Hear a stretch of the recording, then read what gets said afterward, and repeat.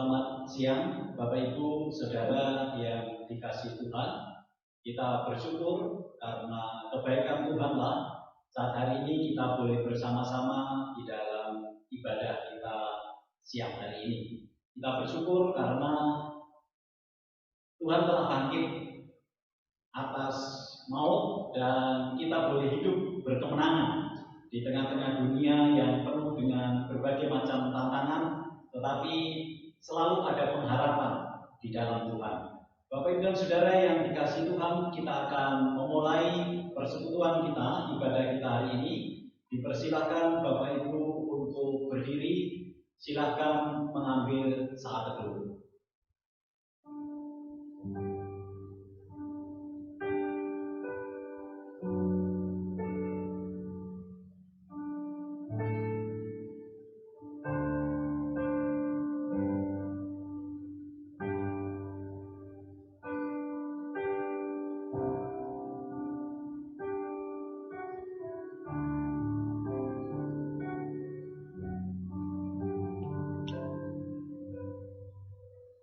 Ibadah kita hari ini dimulai dengan satu pengakuan bahwa pertolongan kita datangnya dari Allah yang menjadikan langit dan bumi beserta segala isinya dan yang tidak pernah meninggalkan hasil perbuatan tangannya.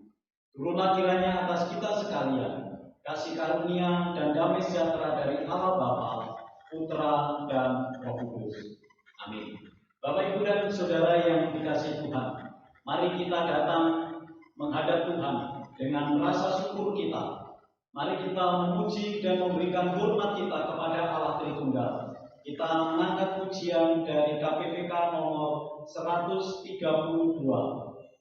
Kristus Bangkit. KPPK 132, Kristus Bangkit.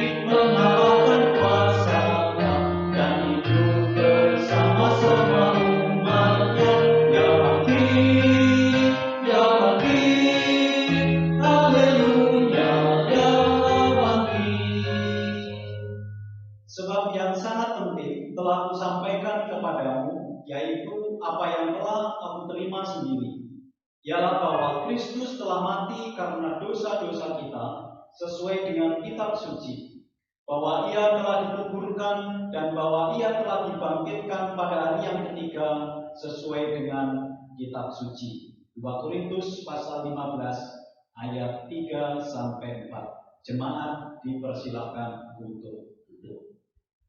Bapak Ibu dan Saudara yang dikasihi Tuhan, mari kita sebelum berdoa bersama-sama dalam doa syafaat, kita mempersiapkan hati kita dengan mengangkat satu pujian dari KPPK nomor 128, Mulia bagi Tuhan yang bangkit. KPPK 128.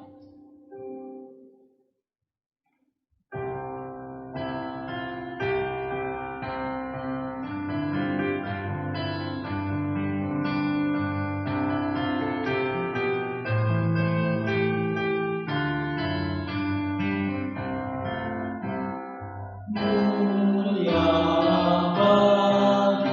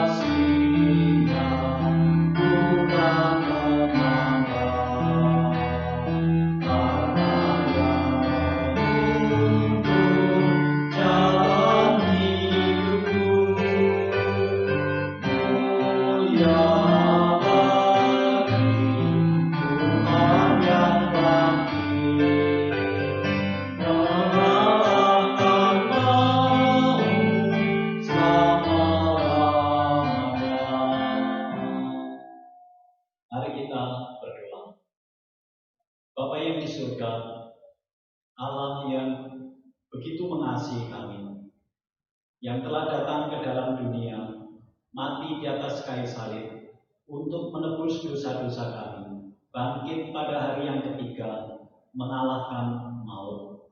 Betapa kami bersyukur Tuhan, karena kami adalah bagian dari orang-orang yang telah Tuhan pilih, yang telah Tuhan panggil, dan yang pada akhirnya Tuhan muliakan. Kami bersyukur untuk anugerah Tuhan yang begitu besar, melalui pengorbananmu di atas kayu salib, melalui kematianmu dan juga kebangkitanmu dari antara orang mati. Sehingga Allah yang kami sembah bukanlah Allah yang mati, tetapi Allah yang hidup, Allah yang berkuasa atas segala sesuatu. Tuhan, kami datang di hadapan-Mu mengucap syukur pada saat hari ini untuk semua kebaikan, pertolongan dan penyertaan berkat-berkat Tuhan yang boleh kami rasakan di dalam kehidupan kami hari lepas hari. Bapa yang di surga, saat hari ini kami berdoa, menyerahkan untuk kehidupan kerohanian kami. Tuhan, kami rindu bahwa kehidupan kerohanian kami semakin hari boleh semakin terus Tuhan bentuk, sehingga kami boleh semakin hari semakin serupa dengan Tuhan. Kami rindu bahwa kehidupan kami boleh Tuhan pakai menjadi alat bagi kemuliaan nama Tuhan di tengah-tengah dunia ini. Sehingga segala sesuatu yang kami lakukan dengan satu kesadaran. Kami lakukan segala sesuatunya untuk hormat dan kemuliaan bagi nama Tuhan. Bapa, kami menyadari bahwa ketika kami hidup di tengah dunia ini, kami pun juga senantiasa dan seringkali justru tidak mengikuti kehendak Tuhan. Kami jatuh dalam berbagai macam dosa. Oleh sebab itu Tuhan, ampuni kami, supaya setiap doa-doa kami itu tidak terhalang oleh karena dosa-dosa kami. Kami bersyukur kalau senantiasa ada pengampunan yang telah Tuhan sediakan bagi setiap kami, yang dengan sungguh-sungguh memohon pengampunan yang dari Tuhan. Bapa yang di surga, kami bersyukur untuk pengampunan yang telah Tuhan sediakan bagi kami. Bapa, kami saat hari ini berdoa menyerahkan untuk gereja-Mu GKT Trinity. Tuhan, kami bersyukur untuk kehadiran gereja-Mu ini. Kami percaya bahwa melalui kehadiran gereja-Mu ini, Tuhan mau memakai kami. Melalui kehadiran kami, nama Tuhan boleh dipuji dan dimuliakan. Melalui kehadiran di lingkungan kami masing-masing, biarlah masing-masing kami boleh menyadari bahwa kami adalah anak-anak Tuhan yang harus menjadi berkat, menjadi terang di tengah-tengah lingkungan kami. Terima kasih Bapa yang di surga. Kami juga berdoa menyerahkan untuk setiap saudara-saudara kami, anak-anak yang mungkin tidak bersama-sama dengan kami. Mungkin mereka ada di tempat yang lain, tidak tinggal bersama dengan orang tua. Tuhan, kami juga menyerahkan di dalam tangan kuasa-Mu, kiranya Tuhan tetap memelihara mereka dimanapun mereka berada. Bapa yang di surga, kami juga tetap berdoa menyerahkan untuk kehidupan kami gereja-Mu di tempat ini, jemaat-Mu di dalam setiap kegiatan kami hari lepas hari. Kiranya Tuhan menolong, Tuhan memberkati apa yang kami kerjakan, dan biarlah kami juga boleh senantiasa belajar mengucap syukur di tengah-tengah masa yang sulit ini. Seberapapun berkat yang telah Tuhan berikan kepada kami, yang merupakan bentuk pemeliharaan Tuhan melalui kehidupan kami. Ajari kami untuk senantiasa mengucap syukur di dalam segala hal. Terima kasih Bapa. Kami juga tetap berdoa menyerahkan untuk bangsa dan negara kami. Kami tetap menyerahkan biarlah Tuhan yang berbelas kasihan terhadap bangsa dan negara kami, bahkan juga negara-negara yang ada di dunia ini, yang sekarang bersama-sama sedang memerangi virus corona. Kiranya Tuhan yang akan menolong, memberikan kekuatan untuk menghadapi semuanya ini. Dan biarlah kami pun juga boleh belajar melihat apa maksud dan rencana Tuhan di balik semua peristiwa yang terjadi ini. Karena kami percaya bahwa Allah yang kami sembah adalah Allah yang berdaulat, Allah yang mengatur segala sesuatu. Oleh sebab itu, biarlah kami boleh melihat semua peristiwa ini dari kacamata kebenaran firman Tuhan. Untuk pemerintah bangsa kami, kiranya Tuhan yang akan menolong dengan segala upaya yang dilakukannya Tuhan. Terima kasih Bapa yang di surga. Kami mengucap syukur, menyerahkan doa kami di dalam nama Tuhan Yesus kami berdoa. Amin. Bapak Ibu dan Saudara yang dikasihi Tuhan, saatnya kita akan mendengarkan kebenaran firman Tuhan. Mari kita mengangkat satu pujian dari KPPK nomor 130, Kristus Tuhan telah bangkit.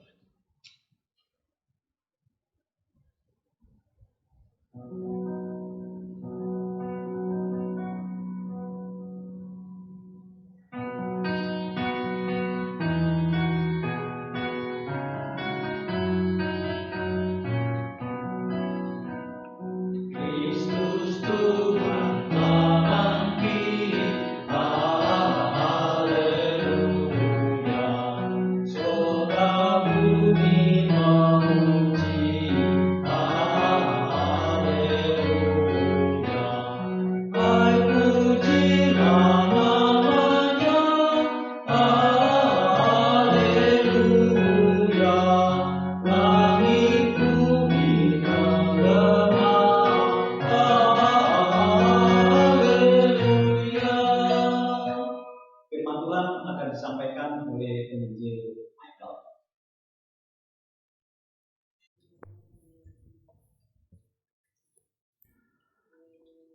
Selamat Paskah, Bapak Ibu dan saudara-saudari sekalian. Meski Paskah tahun ini kita rayakan dengan berbeda, namun kiranya kita boleh merayakan dan menghayati kebangkitan Kristus dengan sukacita.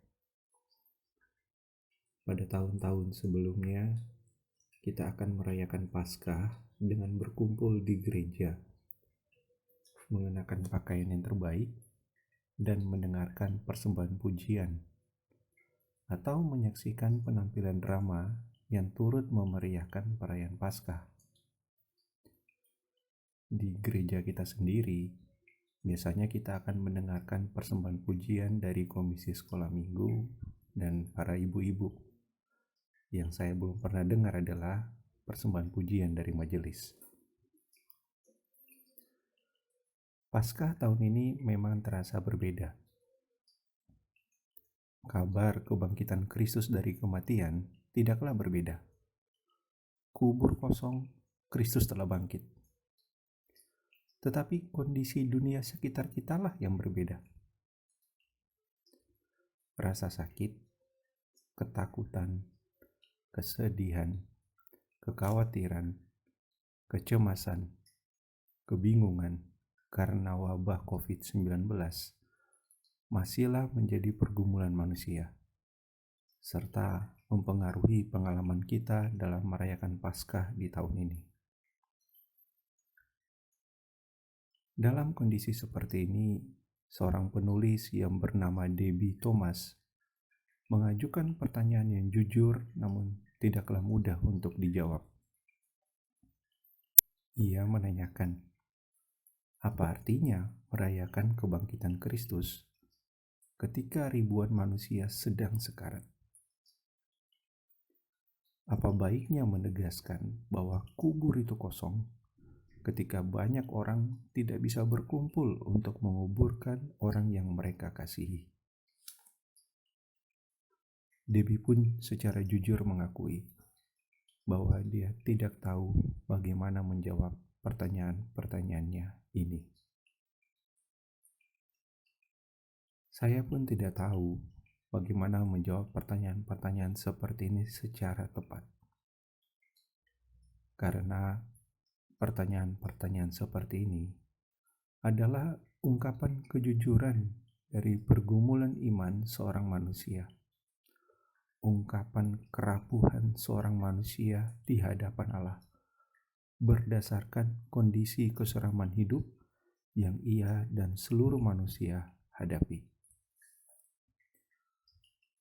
Namun melalui bacaan Alkitab tentang Yesus yang menampakkan diri kepada Maria Magdalena, saya berharap bahwa Allah meneguhkan iman kita sehingga pandangan kita tetap tertuju kepadanya dan menemukan harapan di dalam Dia. Mari pertama-tama kita berdoa terlebih dahulu untuk mengawali pembacaan Alkitab dan perenungan kita. Mari kita berdoa. Terpujilah Engkau, ya Allah dan Bapa Tuhan kami, Yesus Kristus, yang karena rahmat-Mu yang besar telah melahirkan kami kembali oleh kebangkitan Yesus Kristus dari antara orang mati kepada suatu hidup yang penuh pengharapan. Di dalam terang rahmat-Mu ini pula, kami memohon bimbingan dalam perenungan kami akan firman-Mu di saat ini. Amin. Mari Bapak Ibu dan saudara-saudari sekalian, bersama-sama kita membuka Injil Yohanes 20 ayat 1 hingga ayat yang kedua, dan lanjut ayat 11 hingga ayat yang ke-18. Yohanes pasal 20 ayat 1 sampai ayat 2, lalu lanjut pada ayat 11 hingga ayat 18. Dan saya akan membacakannya bagi kita sekalian.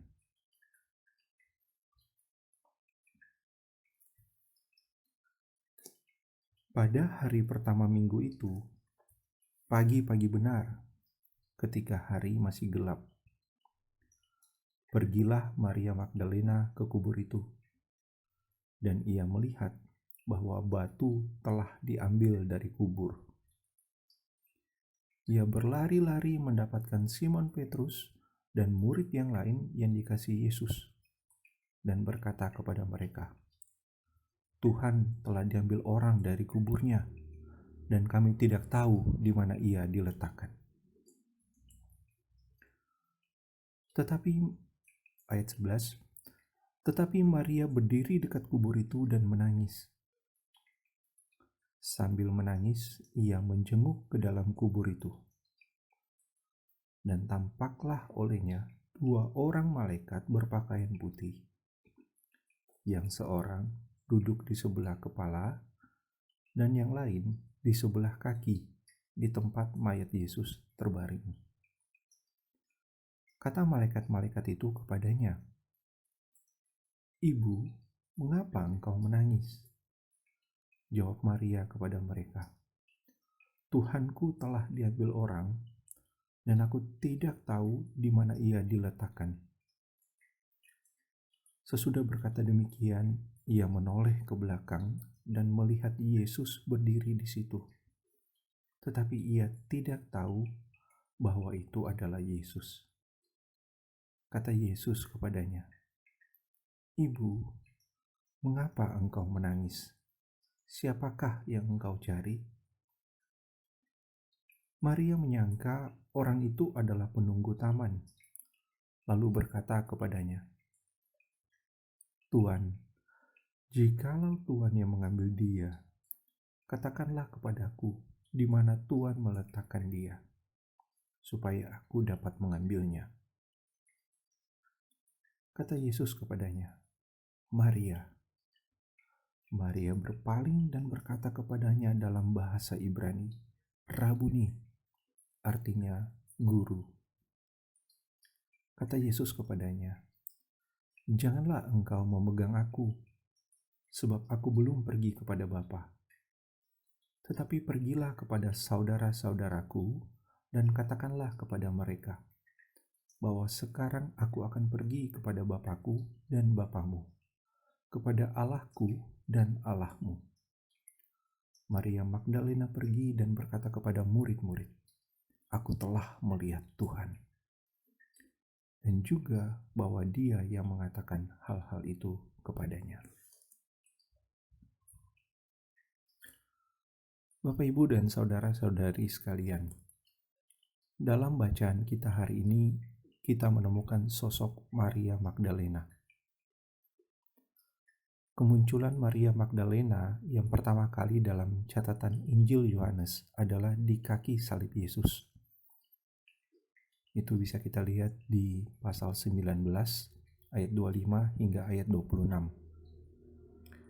Di kaki salib Yesus itulah Maria Magdalena bersama para perempuan lainnya dan si murid yang dikasihi Yesus menyaksikan kematian Yesus. Dalam catatan itu, Maria dan para perempuan lainnya muncul sebagai karakter-karakter yang berani berdiri dekat salib Yesus. ketika ke-10 murid laki-laki lainnya bersembunyi karena ketakutan. Namun pada bacaan hari ini kita mendapati sisi kemanusiaan yang berbeda dari Maria Magdalena. Pada ayat 1, Yohanes menyebutkan bahwa Maria Magdalena pergi ke kubur Yesus ketika hari masih gelap. Berdasarkan catatan Injil yang lain, jelaslah bahwa Maria tidak pergi sendirian ke sana, karena ia berangkat bersama para perempuan lainnya yang juga mengikut Yesus. Namun tidaklah jelas mengapa Yohanes hanya menyebut Maria saja dalam catatannya ini. Mungkin saja karena Yohanes ingin berfokus pada pengalaman perjumpaan Maria dengan Yesus yang bangkit. Nah, sesampainya di kubur Yesus, Maria melihat bahwa batu yang digunakan untuk menutup akses masuk ke dalam kubur tidaklah lagi berada di tempatnya. Kita tidak tahu apakah Maria sempat melihat ke dalam kubur atau tidak. Namun, pemandangan ini membuat Maria menjadi panik dan semakin sedih. Ia yang tadinya berangkat ke kubur dengan rasa duka karena Yesus yang ia kasihi meninggal dengan cara yang hina dan keji, sekarang merasakan kesedihan yang amat sangat. Karena menurut dia, jenazah Yesus telah diambil orang. Maka Maria pun segera berlari kepada para murid dan mendapati Petrus dan seorang murid yang lain. Yohanes sama sekali tidak menyebutkan kepada kita identitas murid yang lain ini. Yohanes hanya memberikan keterangan bahwa murid ini adalah murid yang dikasihi Yesus. Kepada merekalah Maria menyampaikan bahwa jenazah Yesus telah diambil orang dari kuburannya. Dan ia tidak tahu di mana jenazah Yesus mereka letakkan. Entah siapa orang yang dimaksud oleh Maria. Apakah orang yang dia maksud adalah para penjaga kubur? Ataukah orang-orang yang diperintahkan para imam kepala untuk memindahkan tubuh Yesus? Tidaklah jelas kepada kita. Namun hal yang jelas adalah bahwa Maria begitu kehilangan. Ia telah kehilangan gurunya yang meninggal dengan cara yang hina, dan kini ia kehilangan jenazah gurunya yang menurutnya diambil orang. Kehilangan ini tentunya sangatlah membuat dia bersedih. Bapak, Ibu, dan saudara-saudari sekalian, setelah Petrus dan si murid yang dikasihi pulang ke rumah, kita mendapati Maria sedang berdiri dekat kubur Yesus dan menangis. Dia tidak pulang ke rumah seperti yang dilakukan Petrus dan temannya. Seorang penafsir menjelaskan bahwa Maria berdiri dekat kubur karena begitu mencintai Yesus. Dan ia menangis karena merasakan kesedihan yang sangat mendalam. Maria tidaklah berupaya menyangkali kesedihan dan rasa kehilangan yang ia alami. Malahan, Maria mengartikulasikan atau menyatakan rasa kehilangan dan kesedihan yang ia alami ketika ditanyakan oleh para malaikat mengapa ia menangis. Disinilah kita melihat sisi kemanusiaan yang berbeda dari seorang Maria. Maria Magdalena yang tadinya dicatat sebagai salah seorang perempuan dan murid yang berani berdiri dekat salib Yesus, sekarang dicatat sebagai seorang yang merengkuh kesedihan dan kehilangan yang ia rasakan di dekat kubur Yesus. Namun justru dalam rengkuhan, kesedihan, dan kehilangannya, Maria mengalami perjumpaan dengan Yesus yang hidup. Bahkan Yesus pertama kali menampakkan dirinya bukanlah kepada seorang muridnya yang hebat dan luar biasa. Namun Yesus pertama kali menampakkan dirinya kepada Maria Magdalena, yang saat itu berada dalam kerapuhannya sebagai seorang manusia, karena kesedihan dan kehilangan yang ia rasakan. Maka dari sini dapatlah kita hayati pelajaran yang pertama, bahwa kisah kebangkitan Yesus adalah kisah yang mengajak kita untuk merengkuh sisi kerapuhan kita sebagai seorang manusia. Saya ulangi, bahwa kisah kebangkitan Yesus adalah kisah yang mengajak kita untuk merengkuh sisi kerapuhan kita sebagai seorang manusia.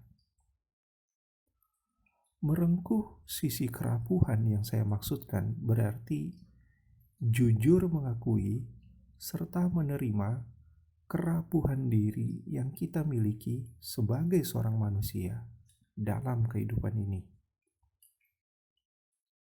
Sisi kerapuhan diri ini bisa berupa ketakutan, kesedihan, kehilangan, rasa sakit dalam hidup yang kita miliki sebagai seorang manusia, baik secara individu maupun secara komunal.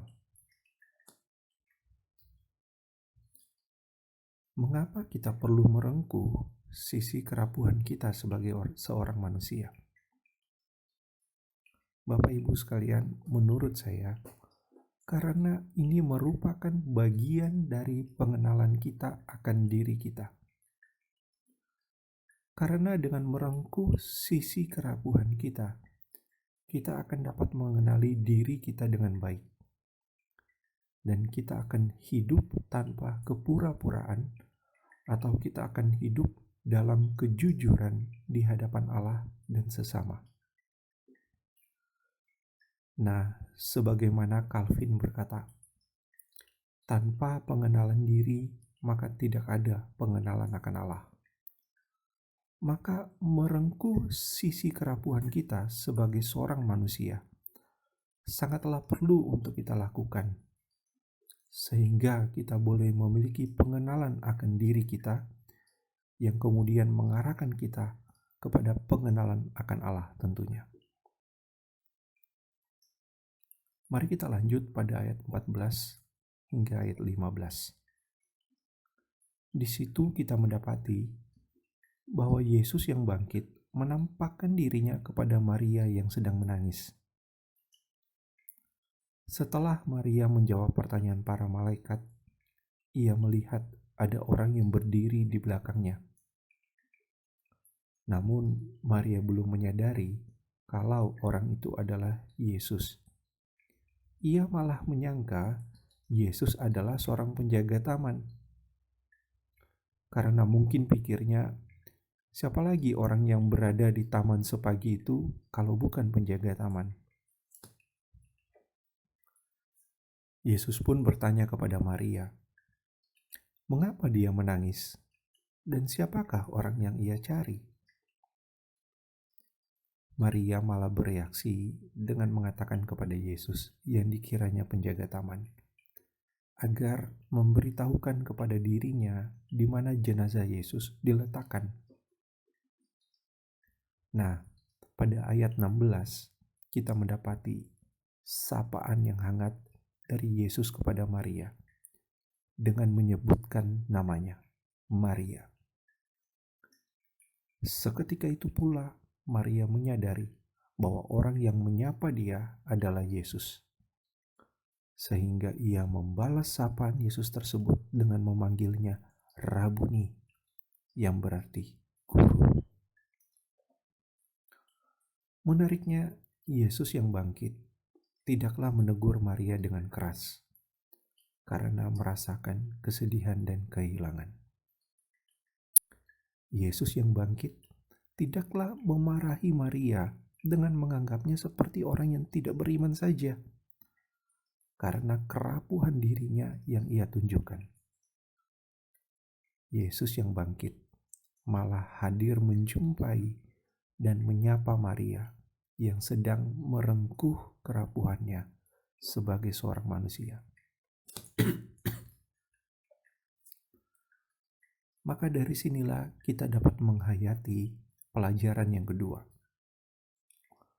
bahwa kisah kebangkitan Yesus adalah kisah tentang Yesus yang bangkit dan hadir menjumpai umatnya yang berada dalam kerapuhan diri di masa-masa suram. Saya ulangi sekali lagi, bahwa kisah kebangkitan Yesus adalah kisah tentang Yesus yang bangkit dan hadir menjumpai umatnya yang berada dalam kerapuhan diri di masa-masa suram. Bahwa ia bangkit dan hadir menyapa umatnya dalam kegelapan dan kerapuhan diri yang mereka hadapi. Ia tidaklah membiarkan mereka sendirian atau mengabaikan mereka. Bapak Ibu, kita perlu menyadari bahwa bukan Maria yang menemukan Yesus, tetapi Yesus Kristus yang bangkit itulah yang menemui dia. Bahwa Kristuslah yang hadir dan menyapa Maria dalam kehangatan cintanya. Maka disinilah perkataan Calvin kembali menjadi penting, bahwa dari pengenalan diri kita akan beroleh pengenalan akan Allah. Nah, berdasarkan pengenalan kita akan kerapuhan diri kita, maka kita memiliki pengenalan akan Allah kita yang hidup mencari, menjumpai, dan menyapa kita dalam kehangatan cintanya. Bahwa ia hadir menjumpai dan menyapa kita di dalam kerapuhan diri yang kita alami, baik sebagai pribadi maupun bersama sebagai komunitas. Ia tidaklah meninggalkan atau mengabaikan kita. Bahkan, bila kita merenungkan inkarnasinya menjadi seorang manusia, kematian dan sekarang kebangkitannya, maka kita akan mengenali Kristus yang hadir menjumpai dan menyapa manusia dengan cintanya.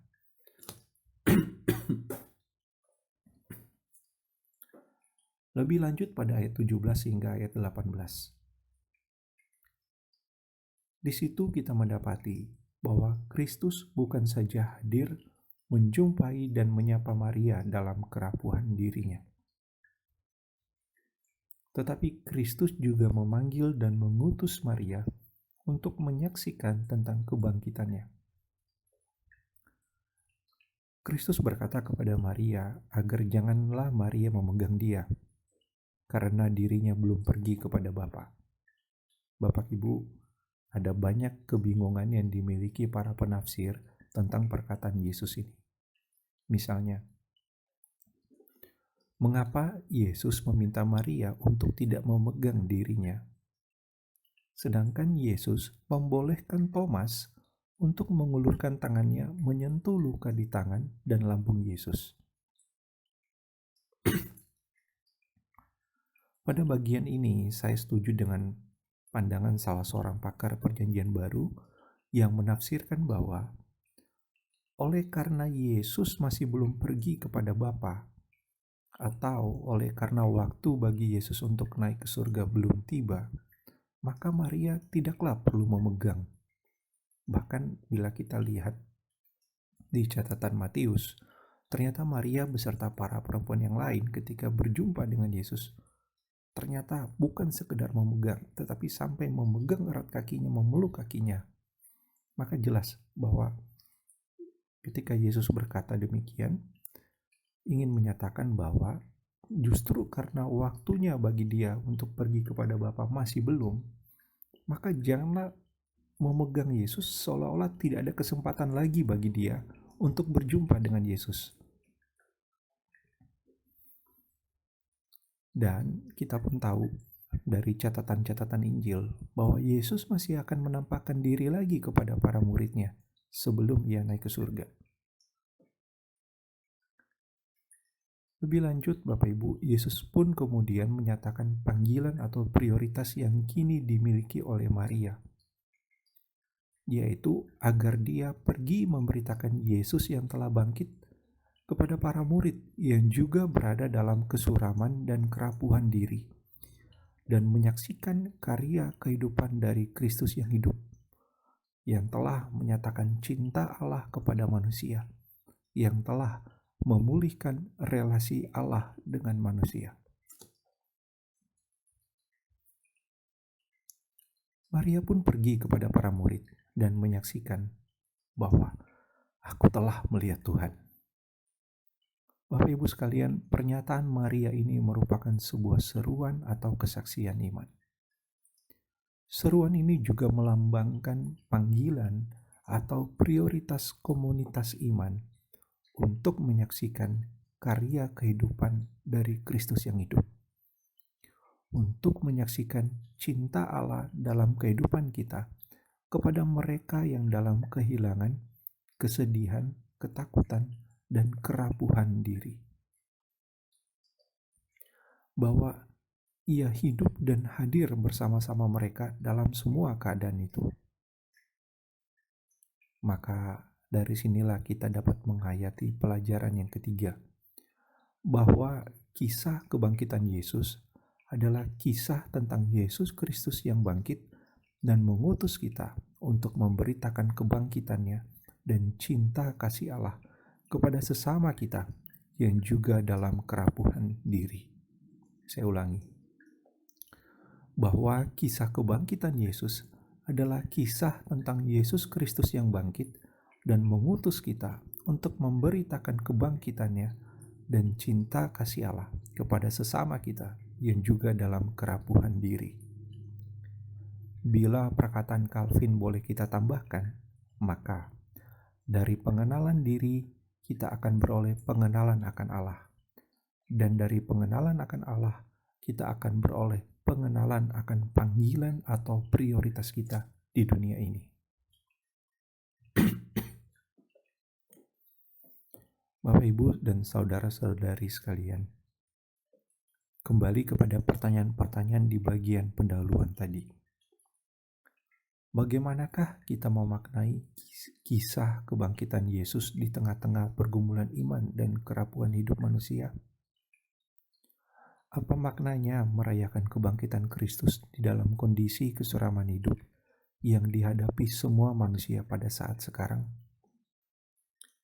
Berdasarkan bacaan kita hari ini, maka paling tidak ada 3 makna yang saya ajukan untuk dapat kita renungkan.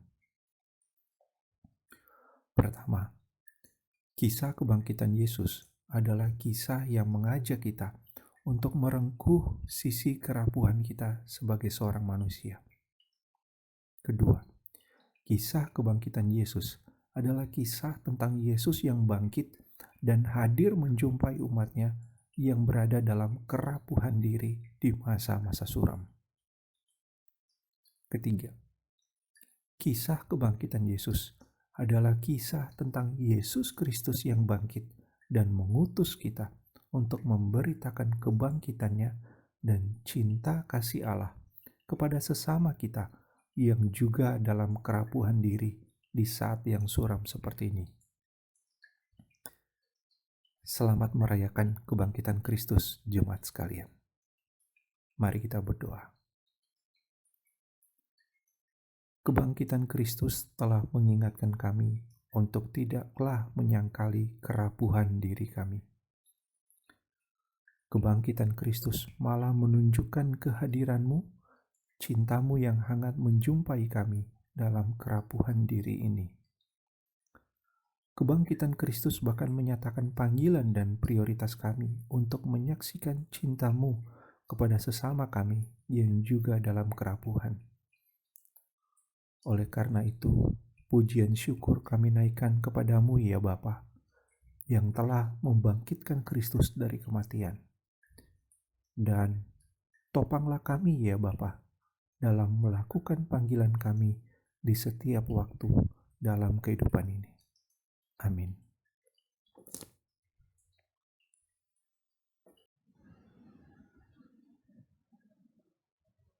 Bapak Ibu dan Saudara yang dikasihi Tuhan, demikian firman Tuhan yang sudah kita dengarkan, biarlah itu boleh menguatkan iman kita, sehingga ketika kita menjalani hari-hari yang boleh Tuhan percayakan, kita senantiasa berpengharapan kepada Allah yang telah bangkit, yang telah mengalahkan kuasa maut.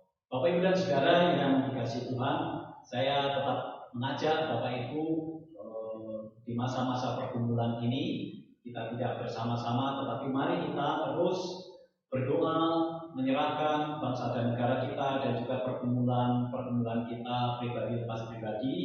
Kita terus berdoa kepada Tuhan supaya Tuhan tetap menolong dan memberikan kekuatan kepada kita. Jadi jangan lupa persekutuan kita dengan Tuhan kita terus jalankan di rumah kita masing-masing. Bapak Ibu dan Saudara yang dikasihi Tuhan, kita akan mengakhiri ibadah kita.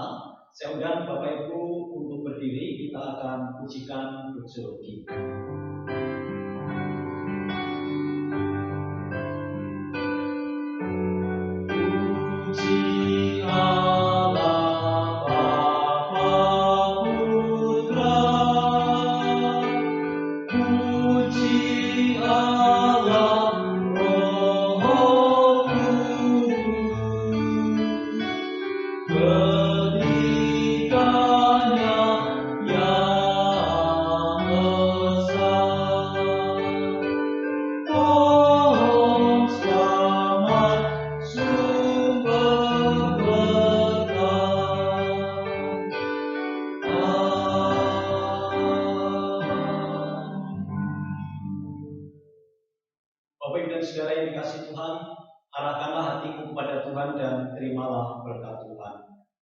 Tuhan memberkati engkau dan melindungi engkau. Tuhan menyinari engkau dengan wajah-Nya dan memberi engkau kasih karunia. Tuhan menghadapkan wajah-Nya kepadamu dan memberi engkau damai sejahtera. Amin.